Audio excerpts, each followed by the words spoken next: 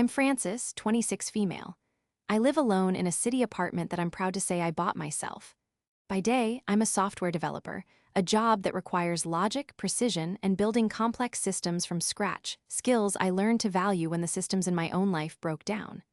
My world is orderly now, a quiet sanctuary of code, coffee, and the comforting predictability of my own routines.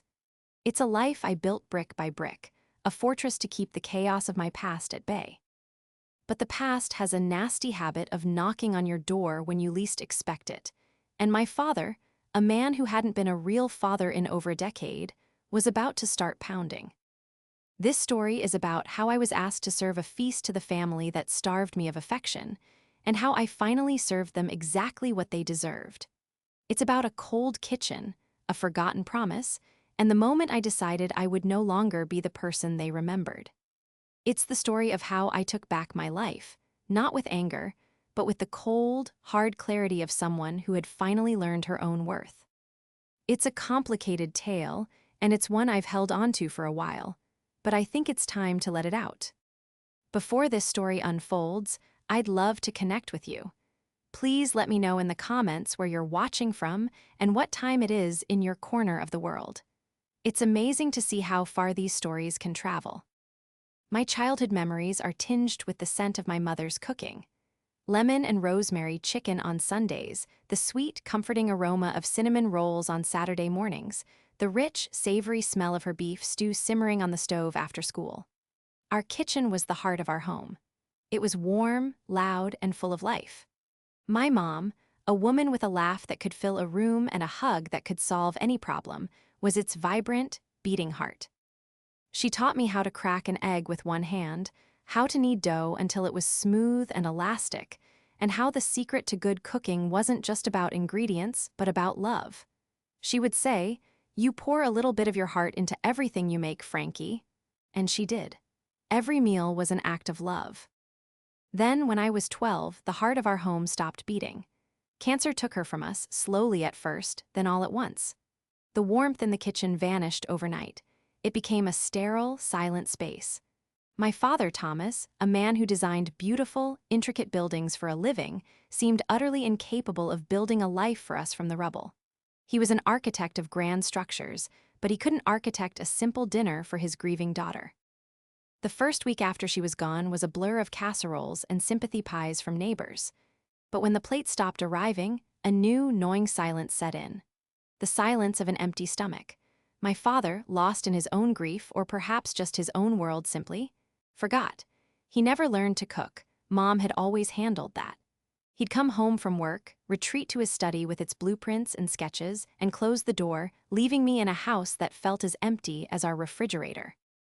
I was 12, then 13. I survived on cereal for dinner, toast for breakfast, and whatever I could find in the school cafeteria for lunch. I remember the sharp pangs of hunger, the shame of my stomach growling in class. I remember watching other kids unpack their lovingly made lunches, sandwiches cut into neat triangles, little notes from their moms, and I'd feel a different kind of hunger, a deeper ache for what I had lost. I lost weight. My clothes hung off my small frame. Teachers would ask if everything was okay at home, and I would nod and lie, because how do you explain that your father is there, but he's not? That he lives in the same house but doesn't see you. One evening, when I was about 14, I found one of my mom's old recipe books, its pages stained with vanilla and butter. I decided to try. I wanted to bring the warmth back. I picked the simplest recipe I could find, chocolate chip cookies. I fumbled with the measurements, got flour all over the counter, and burned the first batch. The smoke alarm shrieked through the house, a sound so loud and alien in the oppressive quiet. My father finally emerged from his study, not with concern, but with annoyance. "Francis, what is all this racket? And this mess?" he'd asked, his eyes sweeping over the chaotic kitchen with disapproval. There was no, "Are you okay?" or "What were you trying to do?" just irritation. I felt something inside me crumble. "I was hungry," I whispered, my voice barely audible. "I was just trying to make something." He sighed, a long, weary sound, as if my hunger was a personal inconvenience. "Just order a pizza," he said, pulling out his wallet and handing me a $20 bill before retreating back into his den. The pizza came, and I ate it alone in the cold, silent kitchen, the smell of burnt cookies still lingering in the air. That was the moment I understood. It wasn't just that he couldn't cook. It was that he wouldn't. He wouldn't learn, he wouldn't try, he wouldn't even see that I needed him too. My need was a mess he didn't want to clean up. From then on, I learned to fend for myself. I got a part-time job as soon as I was old enough, bussing tables at a local diner. The first thing I did with my first paycheck was go to the grocery store. I filled a cart with bread, eggs, pasta, and fresh vegetables. I learned to cook from my mom's old book, not with joy, but with a grim sense of necessity. I wasn't pouring my heart into it, I was just trying to survive. The kitchen was no longer a place of love. It was my private battleground for self-preservation. My father never noticed. He never commented on the food I made, never asked for a plate, and never acknowledged that his daughter was now feeding herself because he had abdicated his most basic parental duty. I was a ghost in his house, a quiet, self-sufficient wraith he no longer had to worry about. And in that cold kitchen, a quiet resentment began to simmer, slow and low, waiting for the day it would finally boil over. Life continued in that strange, silent rhythm for years. I finished high school, my father attending my graduation as if he were a distant relative, offering a brief, perfunctory handshake before leaving to take a work call. I got into a good university a few states away, funding it with scholarships, loans, and the money I had painstakingly saved from my part-time jobs. The day I moved into my dorm was the day I tasted true freedom. The distance was a balm, a physical barrier between me and the cold kitchen of my childhood. My relationship with my father dwindled to a few obligatory phone calls a year, on birthdays and holidays. They were stilted, awkward conversations, filled with long pauses. He'd ask what I was studying, I'd say computer science, and he'd say, "Ah, good," as if we were discussing the weather. He never asked if I was happy, if I needed anything, or if I ever thought about mom. It was during my junior year of college that he called with actual news. "I've met someone," he said, his voice holding a lightness I hadn't heard in over a decade. Her name was Susan. She was a boutique owner, he explained, sophisticated and charming. A few months later, he announced they were getting married. I felt a strange, hollow feeling in my chest. It wasn't jealousy. It was a cold, hard realization that the man who had been a ghost to me was capable of being present for someone else. He was capable of building a new life, of feeling joy, of starting over. He just hadn't wanted to do it with me. I met Susan for the first time over winter break. She was exactly as he'd described. Perfectly coiffed blonde hair, expensive-looking clothes, and a smile that was bright but didn't quite reach her eyes. She ran a high-end women's clothing boutique in the next town over. She also came with 2 children from her previous marriage, Jacob and Chloe, who were then about 12 and 10. They were quiet and sullen, glued to their phones, barely acknowledging my existence. Susan immediately took over the house, redecorating it in shades of beige and gray, erasing the last faint traces of my mother. She also took over the kitchen. Unlike my father, Susan could cook, but her cooking was a performance. It was about creating elaborate, Instagram-worthy meals that she would photograph before anyone was allowed to eat. It wasn't about nourishment or love, it was about presentation. During that first visit, she made a point of telling me how much she'd heard about my culinary skills. My father, in a shocking twist, had apparently boasted about me. "Thomas tells me you're quite the chef, Francis," she said, her voice dripping with artificial sweetness. "He said after your mother passed, you took over all the cooking, so impressive for a young girl." I just stared at him. He had spun my lonely, desperate survival into a charming narrative of domestic competence. He had reframed his neglect as my strength. I said nothing, just offered a tight, non-committal smile. The lie hung in the air, thick and suffocating. After I graduated and started my career, the invitations to family dinners began. They were more like summonses. My father would call, but I could hear Susan whispering in the background. "Ask her to come on Sunday. I'm making my famous paella." I went a few times, mostly out of a lingering, misplaced sense of duty. Each visit was the same. Susan would hold court, talking about her boutique or her friends, while my father looked on with a dopey, adoring expression. Jacob and Chloe would grunt one-word answers to any questions I asked. I was an outsider, a relic from a past life my father was eager to keep packed away. The turning point, the moment the first real crack appeared in my carefully constructed piece, came about 6 months ago. It was a phone call from my father. "Fr. Ances," he started, a little too cheerfully. "So, Susan and I were talking. Her boutique is entering its busy season, and with the kids' school activities, things are just hectic, you know?" I waited, my stomach tightening. I knew this wasn't a casual chat. "The thing is," he continued, "Susan is just run ragged, and you know how much Jacob and Chloe love a home-cooked meal." I stayed silent. The nerve of him, talking to me about the importance of a home-cooked meal. "So, we had an idea," he said, the false enthusiasm ramping up. "Since you work from home a lot and you're such a wonderful cook, we were thinking maybe you could help out, just for a little while. Maybe come over a few nights a week and cook dinner for us all. It would be a tremendous help to Susan." I felt the blood drain from my face. The sheer, unmitigated audacity of it left me speechless. He, the man who let his 12-year-old daughter survive on cereal and burnt cookies, was now asking me to be his new wife's private chef. He wasn't asking me to come for dinner. He was asking me to make dinner. To step back into that cold kitchen, not for myself this time, but as an unpaid servant for the family he chose over me. "Let me get this straight," I said finally, my voice dangerously calm. "You want me to leave my home after a full day of work, drive 45 minutes to your house, and cook dinner for you, your wife, and her children for free?" He laughed, a nervous, dismissive sound. "Oh, Francis, don't be so dramatic. It's not like that. It's just helping out family. Susan would be so grateful. We'd think of it as you contributing to the family." Contributing? The word echoed in the silent space of my apartment. I had contributed. I had raised myself. I had fed myself. I had put myself through school and built a life he had no part in. The decree had been issued.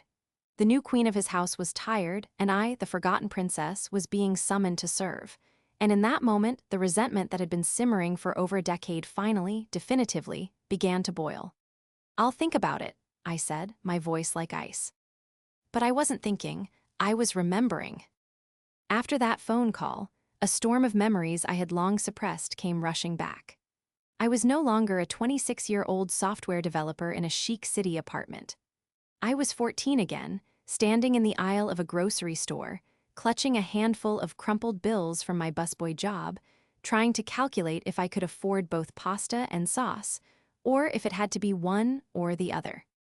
I was 15, sitting alone at the kitchen table on my birthday, eating a microwave dinner because my father had forgotten. I was 17, filling out my own financial aid forms for college, listing my father's income and staring at the number, a figure that represented a man who could afford to support me but simply chose not to. The request wasn't just insulting, it was a fundamental rewriting of history. It was a demand that I not only erase my own pain but actively participate in the comfortable, convenient life he had built on top of it. He and Susan didn't see me as a daughter. They saw me as a resource, an untapped asset. My culinary skill, a trait born of desperation, was now being framed as a hobby, a talent that I should be delighted to share. The audacity was breathtaking. For a few days, I just seethed. I ignored their calls and texts. My father left a message, his tone shifting from cheerful to annoyed. "Francis, Susan is making a shopping list. We need to know if you're going to help out or not. It's rude to keep us waiting." Rude. He was lecturing me on rudeness. The irony was so thick I could have choked on it.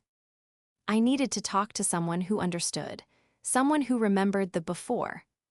I called the one person who had never forgotten, the one person who had tried to bridge the gap my father had created. My mother's sister, Aunt Alina. She was a librarian, a woman whose quiet nature belied a fierce, protective love for me. She had been my lifeline after Mom died, sending me care packages in college filled with snacks and bookstore gift cards, and calling just to check in, her gentle voice a stark contrast to my father's perfunctory calls. I drove to her small, cozy house, the one filled with books and the faint scent of old paper and tea. I sat in her floral armchair, the one I'd sat in 100 times before, and I told her everything. About the phone call, the request, Susan's exhaustion, and my father's gall. Aunt Alina listened patiently, her brow furrowed with a familiar, sad anger. When I finished, she just shook her head slowly. "Oh, Frankie," she said, using my mom's old nickname for me. "I wish I could say I was surprised. I truly do." She got up and went to a heavy wooden chest in the corner of her living room, a piece of furniture I knew held her most treasured possessions. She knelt and opened it, rummaging around for a moment before pulling out a small, locked metal box. "Your mother gave this to me a few months before she passed," she said, her voice soft. "She made me promise I would only give it to you if you truly needed it, if you were ever in a position where you needed to understand things. I think that time is now." She handed me the box and a small key. My hands trembled as I took it. It was heavy, both in weight and in meaning. I unlocked it and lifted the lid. Inside, nestled on a bed of faded velvet, were letters. They were in my mother's elegant, looping handwriting, all addressed to my father. And beneath the letters was a thick, formal-looking document. It was a life insurance policy. "Read the letters first," Aunt Alina said gently. "She wrote them from the hospital. She was so worried about you both." I picked up the first letter. The date was from 2 weeks before she died. "My dearest Thomas," it began, "I'm writing this because we both know time is short and my biggest fear isn't for myself but for Frances. She's so bright and so strong, but she's just a little girl. She's going to need her father more than ever. Please, my love, don't lose yourself in the work. Don't retreat into your blueprints. Let her be your anchor. See her. Please just see her." Tears streamed down my face as I read letter after letter, each one a desperate, loving plea from a dying woman for her husband to care for their child. She worried about who would pack my lunches, who would help me with my homework, who would be there to celebrate my triumphs and comfort my heartbreaks. She knew him so well. She had foreseen his retreat, his emotional absenteeism. She had tried to warn him. Then I picked up the insurance document. The policy was for $500,000. My father was the beneficiary. But there was a provision, a specific clause my mother must have insisted on, highlighted in yellow. It stated that a portion of the funds, explicitly designated at $100,000, was to be placed in a trust for my education and general welfare, to be managed by my father until I turned 21. My blood ran cold. A trust, $100,000, for me, for my education, for my welfare. It was a sum of money that would have changed everything. It would have meant no part-time jobs during the school year, no student loans that now hung over my head, no calculating whether I could afford pasta and sauce. It would have meant security. It would have meant that I could have just been a kid. My father had never mentioned a trust. He had never mentioned any money from my mother. He had taken it, all of it. He had let me scrape and struggle, let me believe we were just getting by, while he sat on a fortune my mother had left to ensure I would be cared for. It wasn't just that he had forgotten to feed me. He had actively withheld the means for me to be secure. He had stolen my mother's last gift to me. The forgotten promise wasn't just about being a father. It was a legal and financial betrayal of the highest order. The request to cook dinner was no longer just an insult. It was a mockery. He had denied me the resources my mother had left for my well-being, and now he was asking me to pour my own, hard-earned resources into his new family. The simmering resentment exploded into a white-hot, clarifying rage. This was no longer about hurt feelings. This was about justice. The cold kitchen of my past was about to get a final, reckoning fire lit within it. I sat there on Aunt Alina's floor, the letters and the insurance policy spread out before me like pieces of a devastating puzzle. The air in the room felt thick, heavy with the weight of a 15-year-old secret. The man I knew as my father wasn't just neglectful, he was a thief. He had stolen my mother's final act of love and protection. The knowledge settled in my bones, cold and hard as granite. "He never said a word," I whispered, looking up at my aunt. Her eyes were filled with a deep, sorrowful anger. "I suspected as much," she said, her voice tight. "After the funeral, I asked him about your mother's arrangements, about making sure you were provided for. He was very dismissive. He said everything was handled and that your mother had trusted his judgment completely. He made it sound like I was meddling, questioning his grief. After a while, I stopped asking. I tried to help you in the ways I could, but I never imagined he would do this, to hide money that was meant for you, Frankie. It's monstrous. We talked for hours. Aunt Alina filled in gaps I hadn't even known existed. She told me how my father had sold my mother's car just a month after she passed, claiming he didn't need the reminder. He had sold her jewelry, pieces he told me he had put away for me for when I was older. He had used the insurance money, my money, to pay off the mortgage on the house. The same house Susan was now redecorating in shades of bland. He had invested a significant portion, growing his wealth while I was counting tips to buy groceries. Every new detail was another log on the fire of my anger. It wasn't just about the money anymore. It was about the depth of the deception. He had constructed a reality where he was the grieving widower, struggling to get by, and I was the resilient, independent daughter who had thankfully learned to take care of herself. It was a convenient fiction that absolved him of all responsibility. His request for me to cook for his new family was the final, arrogant chapter in this long story of deceit. He didn't just want me to forget the past. He wanted me to subsidize his present. When I left my aunt's house that evening, the world looked different. The righteous anger that had been a confusing, hot mess inside me had cooled and sharpened into a diamond-hard point of clarity. I knew what I had to do. This wasn't going to be a screaming match or a tearful confrontation. That's what he would expect. He would dismiss it as me being dramatic, just as he had on the phone. No, my response had to be as calculated and meticulous as the architectural plans he spent his life drawing. My revenge would be a structure built on a foundation of his own lies, and I would be the architect. The first step was information. The insurance policy was a bombshell, but I needed more. I needed irrefutable proof. The next day, I called in sick to work and dedicated the day to my investigation. I started with a lawyer, a specialist in trust and estate law. I found a highly rated female lawyer in the city, figuring she might be more sympathetic to the nuances of the situation. I laid out the story for her, presenting a copy of the insurance policy Aunt Alina had kept. Her reaction was immediate and validating. "This is a clear breach of fiduciary duty," she said, her expression grim. "The language in this provision is specific. The funds were not his to do with as he pleased. They were designated for the benefit of the minor child, you. He had a legal obligation to manage that trust on your behalf and provide a full accounting. The fact that he never even informed you of its existence is fraudulent concealment." She explained my options. I could sue him for the original amount plus interest accrued over the past 15 years, plus potential damages. The case would be strong, especially with my aunt as a witness and the letters from my mother establishing clear intent. "This will get messy, Francis," she warned. "Family matters always do. Are you prepared for that?" "He asked me to cook for his new wife because she's too busy to do it herself," I replied, my voice steady. "I'm prepared for messy." Next, I needed to understand his current financial situation. I was a software developer. Digging for data was second nature.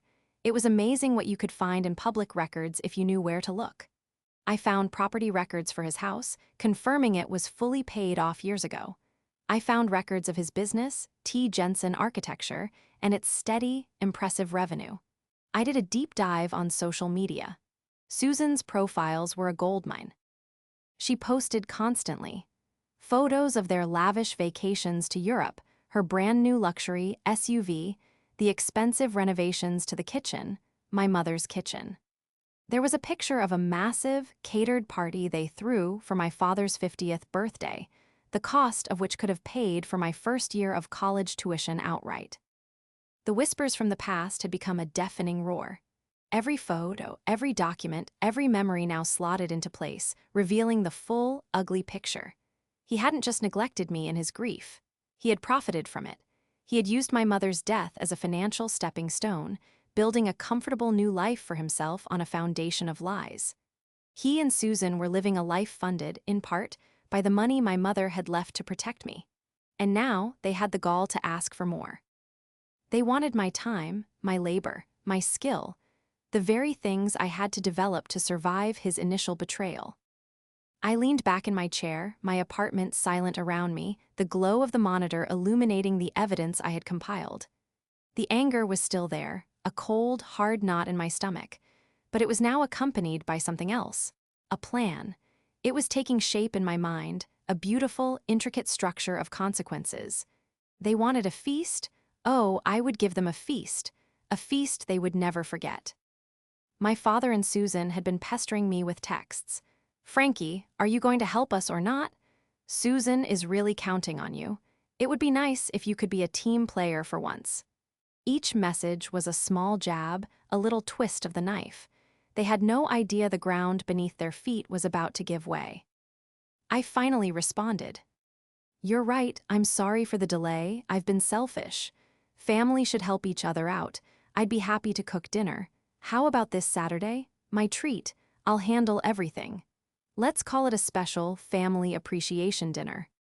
The response was instantaneous. Susan replied from my father's phone, a clear sign of who was running the show. "Oh, Francis, that's wonderful. We knew you'd come around. Saturday is perfect. We can't wait. Let me know if you need us to buy anything." "No need," I typed back, a cold smile on my face. "I'll take care of every last detail." My plan was not about a public lawsuit, at least not at first. A lawsuit would be messy, drawn out, and would allow them to paint me as greedy and vindictive. No, my revenge had to be personal. It had to happen in their space, in the very heart of their comfortable life, the kitchen. It had to be a confrontation they couldn't escape, framed in a way that would strip them of all their plausible deniability. I wasn't just going to expose the truth, I was going to make them sit down and eat it. The centerpiece of my plan was the meal itself. It had to be significant. I spent 2 days going through my mother's old recipe box, the one I had taken with me when I moved out. I wasn't looking for just any recipes. I was looking for the recipes. The ones that held the most meaning, the ones that were pillars of my memory of her.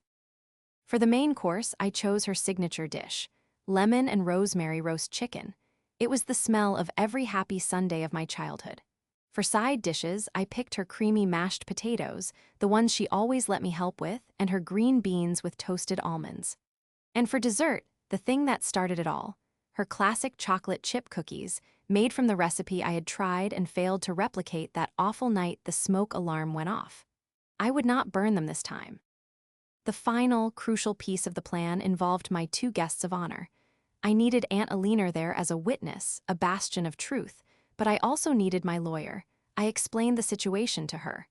"I want to settle this out of court," I said, "but I want to do it on my terms. I want you there, not as a lawyer initially, but as my friend, Sarah. I need you to witness their reaction when I lay everything on the table." She was intrigued.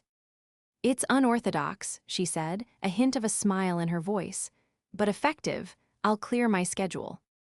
The next few days were a whirlwind of preparation. This wasn't the desperate, survivalist cooking of my teens. This was methodical, precise, and imbued with purpose. I went to the best butcher in the city for the chicken. I bought fresh rosemary, organic lemons, and high-quality chocolate. Each ingredient was a small act of defiance. I was using my hard-earned money to recreate a memory they had tarnished, and I was going to do it perfectly. On Saturday morning, I started cooking. As I prepped the chicken, rubbing it with salt, pepper, and herbs, I felt a strange sense of calm. I wasn't just preparing a meal, I was preparing a reckoning. The aromas that began to fill my small apartment kitchen were ghosts of a happier time, but they no longer made me sad. They made me feel powerful. They were my allies, my silent partners in what was to come. By late afternoon, everything was ready. The chicken was resting, the potatoes were perfectly creamy, the green beans were crisp, and a batch of flawless, golden brown chocolate chip cookies was cooling on a wire rack. I packed everything into insulated carriers. Then I assembled my final prop, a simple, elegant folder. Inside was a copy of the insurance policy, copies of my mother's letters, a summarized printout of their lavish expenditures over the years, and a formal settlement agreement my lawyer had drawn up. The agreement was simple. They would repay the $100,000 from the trust, plus a reasonable calculation for interest and growth, totaling $250,000. In exchange, I would sign a non-disclosure agreement and waive my right to pursue further legal action. It was time. I changed into a simple but elegant black dress, the kind of thing Susan would sell in her boutique for a small fortune. I felt calm, centered, and ready. I picked up the food, the folder, and walked out the door. Aunt Alina and Sarah, the lawyer, were waiting for me in the car downstairs. We were going to a feast, and I was about to serve a dish that had been 15 years in the making. We pulled up to the house, the one I still thought of as my mother S. It looked different, more sterile. Susan's influence was everywhere, from the perfectly manicured, soulless landscaping to the cold, modern light fixtures. My father and Susan met us at the door, their faces wreathed in saccharine smiles.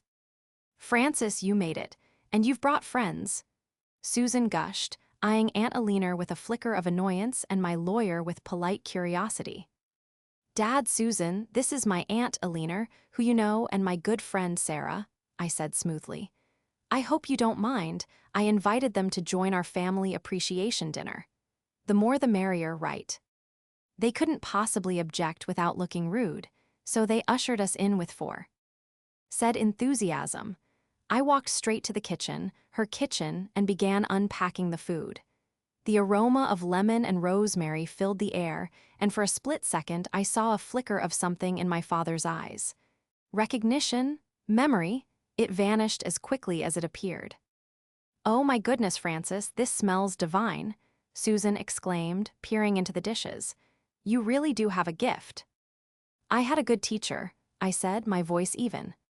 We all sat down at their large, formal dining table. Jacob and Chloe were there, looking bored as usual. I served everyone, making sure my father and Susan had generous portions of everything. I watched them take their first bites. "Thomas, you have to try this chicken," Susan said, her eyes wide. "It's incredible." My father chewed slowly, a thoughtful expression on his face. "It's familiar," he murmured. "It reminds me of," he trailed off, looking uncomfortable. "It's Mom's recipe," I said, my voice cutting through the chatter. The table went quiet. "It's her lemon and rosemary chicken. The mashed potatoes are her recipe, too, and the cookies we'll have for dessert." My father looked down at his plate. Susan shot me a sharp, questioning look. Aunt Alina sat silently, her gaze fixed on my father.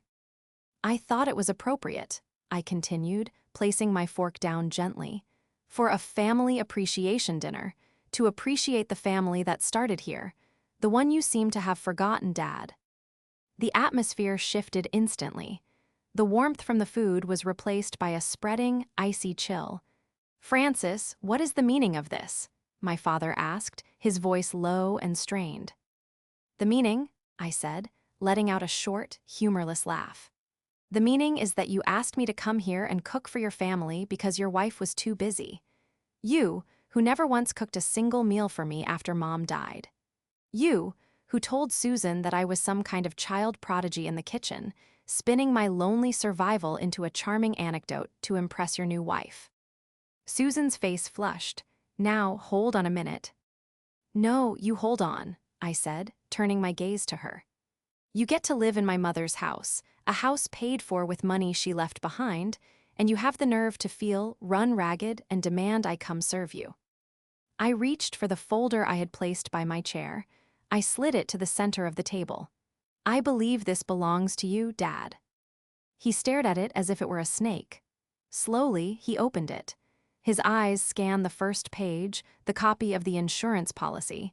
All the color drained from his face. He looked up at me, his expression a mixture of shock and pure, unadulterated panic. He knew exactly what he was looking at. Susan, confused and agitated, snatched the papers from him. Her eyes widened as she read. She looked from the policy to the letters, to the printouts of her own vacation photos. "What is this?" she whispered, her voice trembling. "Thomas, what is this $100,000 trust?" "That," I said, my voice ringing with clarity in the silent room, "is the money my mother left to make sure I was fed. To make sure I could go to college without drowning in debt." It was her last promise to me, a promise you broke, Dad. You hid it. You stole it. You used it to pay off this house, to fund your investments, to build this comfortable new life for yourselves, while I was eating cereal for dinner and working 2 jobs to make ends meet. Aunt Alina finally spoke, her voice quiet but firm. I was there, Thomas. I remember how worried Sarah was. She made you promise you would take care of Frankie. My father just sat there, speechless, his jaw working but no words coming out. He looked old and small. And Sarah here, I said, gesturing to my lawyer, is not just my friend. She's my legal counsel. At the word counsel, a new wave of panic washed over Susan's face. She looked at my lawyer, then at me, the reality of the situation finally dawning on her. This wasn't a family squabble. This was a legal ambush. That last page is a settlement agreement, my lawyer, Sarah, said, her voice calm and professional. Francis is willing to settle this matter privately for the sum of $250,000. That represents the original principal plus a conservative estimate of interest and growth. If you sign it, she will waive all future claims. If you don't, we will be filing a lawsuit for breach of fiduciary duty, fraudulent concealment, and seeking punitive damages. And I assure you, we will win. The room was utterly silent, save for the ticking of a grandfather clock in the hall. Jacob and Chloe were staring, wide-eyed, their phones forgotten. They were finally hearing the truth about the foundation their comfortable lives were built upon. You have 1 week to review it with your own lawyer and give us your answer, I said, standing up. Now, if you'll excuse us, we'll be leaving. I hope you enjoy the cookies. They're my mother's. A recipe. I didn't wait for a response. Aunt Alina and Sarah stood with me. We walked out of the dining room, leaving my father and Susan sitting in stunned silence at their beautiful table, surrounded by the ghosts of a past he had tried to bury, served up on a platter of my making. For the first time in my life, the kitchen behind me didn't feel cold. It felt like justice. The week that followed was the quietest of my life. I blocked my father's and Susan's numbers immediately after leaving their house. I knew any communication would be a torrent of excuses, accusations, or pathetic attempts at manipulation, and I had no space for any of it. The confrontation hadn't been about opening a dialogue, it had been about closing a door. The silence was my sanctuary. My lawyer, Sarah, handled all communication. On the 3rd day, she received a call from an attorney representing my father. There was no blustering, no denial. My case was airtight, and they knew it.